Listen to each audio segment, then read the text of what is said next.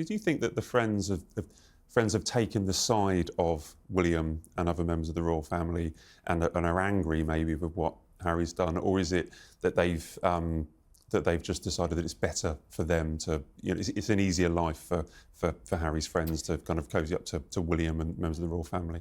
Look, I think anyone that knows the brothers really well, has probably empathy for both of them. And I think anyone who knows Harry well knows that he's always really wanted a way out of the royal family. You've spoken to him, I've spoken to him. As he said on the record, there were times he wished he'd never been born a prince. And I think he really is living the life he wants to live now. I just think it's very, very sad that it's played out the way it has. I personally think, Matt, that with better organisation, a bit more foresight in terms of how they wanted to leave the royal family and have this other life in America, I think there was a way of making it work. It just all felt very hastily sketched out, not thoroughly thought through, and the repercussions are still being felt because of that today. And for many years as well. To come. Look, we've all been to weddings where a guest has been uninvited or diplomatically avoided the invitation. For sure. It even happens to the billionaires of this world. It does. There's no getting away from it. The one place I have been, although I didn't go to the wedding, one place I have been this week is to Portsmouth and Normandy for D-Day. The Portsmouth, I thought, was absolutely incredible. It was. Did you see the pictures of Queen Camilla? With tears in her eyes. Yeah, I was a long way away from her at that point, but that was one of the most emotional parts of it. There was a veteran, Eric Bateman, was reading out his testimony. It was all about, the ceremonies have all been about hearing the veteran stories, because it might be the last time we hear from them in person at a major anniversary. But Camilla's tears made the front pages of all the papers. It's quite rare to see that kind of emotion. What did you make of how the royals reacted? Well, I think the royals play such an important part in events like this. Obviously, because the King is the head of the armed forces. I mean, the late Queen Elizabeth served, didn't she, as a driver in the in a branch of the army when she was a young princess. George VI's connection with Queen Elizabeth when they went to visit Buckingham Palace after it had been blitzed, and it was the time when the late Queen Mother said she could actually look the East End in the eye. These connections to war are as old and long as the royal family is. So I think it's really important that that connection is retained. And I think Camilla, don't forget, had a father who served as well. He was a serving officer, Major Bruce Shand. So, she was the daughter of a serving officer. So there'll be a personal element to that as well for her. And I think those, that emotion in her face and also in the King's face is very, very genuine. They were clearly very moved by the stories that they heard. And I think, very, very honoured to be there. So I think it's important. And yes, the royals very rarely let their guard down when it comes to showing emotion. But I actually think Camilla can be quite emotional. She's, when you see her on events like Commemorative Sunday at the Cenotaph, you see her very visibly moved. You get the sense that these occasions really resonate with her. She feels them on a really personal level. And I think for that veteran community, that's really important.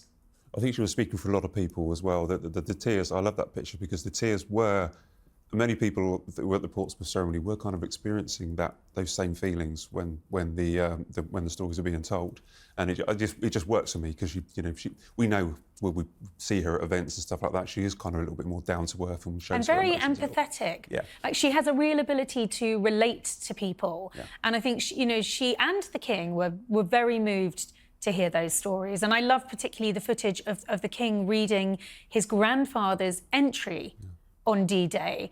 The day that Britain, the Allies, stormed the northern coast of France. And, when you see a historical document like that and to hear Charles reading from it, I think it's really powerful, it's really poignant. And I think, you were lucky, really lucky, Matt, to be over there in Normandy. I would have loved to have been over there to have witnessed it. But over here in Britain, there's been a real support for these commemorations, to mark 80 years since those D-Day landings.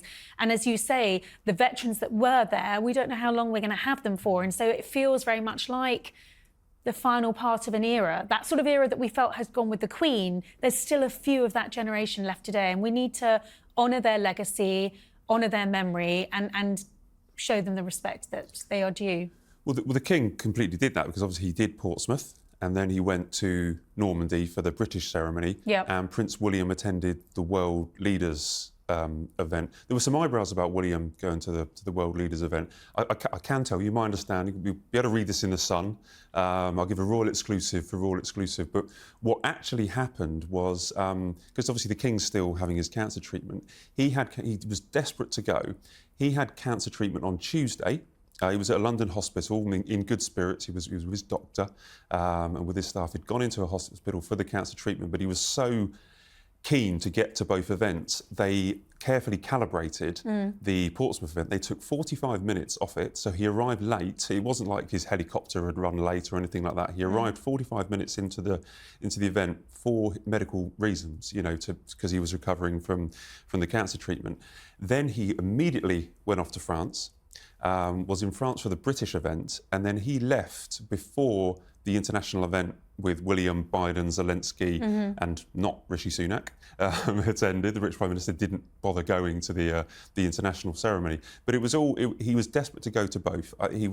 The cancer treatment is obviously, you know, people go through cancer treatment. It's something that it is hard. He has to have it regularly, but he was so keen to get to both of them. That's why Prince William, and people have been asking why was Prince William there with the world leaders. That's why Prince William went to the international event. William at the international event, how do you think he got on? Do you think he did a good job there? Yeah, was it good to see him? I thought his speech was very powerful and very moving. I think we're becoming more used to seeing William on the stage as very much taking on that sort of diplomatic statesman role, and he does it very, very well.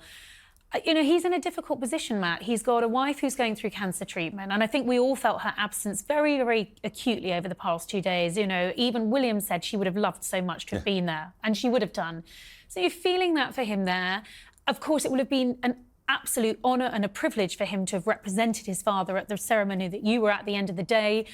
He would have had no problem with that. But it's just all a reminder of, I think, how much weight and burden is falling to William. Now, he makes it look effortless. I mean, he did that impromptu walkabout yesterday, didn't he?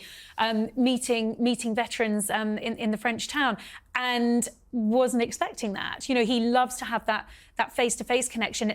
And what I think is interesting is he is just as comfortable doing that as he is with meeting world leaders.